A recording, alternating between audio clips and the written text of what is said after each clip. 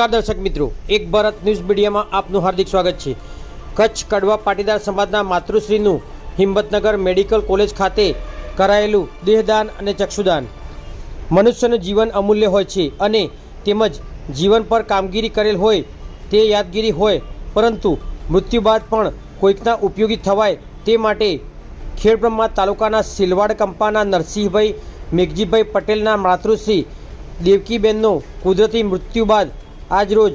Himmatnagar medical college ખાતે ભારતીય કિસાન સંઘ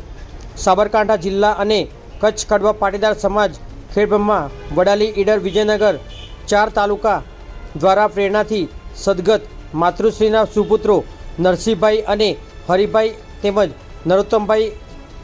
અને અમૃતબેન દીકરી સાથે મળીને માતૃશ્રીના શરીરના દેહદાન અને ચક્ષુદાન કરવા માટે ભારતીય કિસાન સંઘ ખેડબ્રહ્મા તાલુકાના પૂર્વ મંત્રી દિનેશભાઈ પી પટેલ અને મંત્રી અરવિંદભાઈ એ પટેલ સાથે સંકલન કરી આજરોજ હિંમતનગર મેડિકલ કોલેજ ખાતે ડૉક્ટર ઉમેશ મોડાસિયા પ્રાધ્યાપક અને વડા રાકેશભાઈ નાઈ સાથે રહી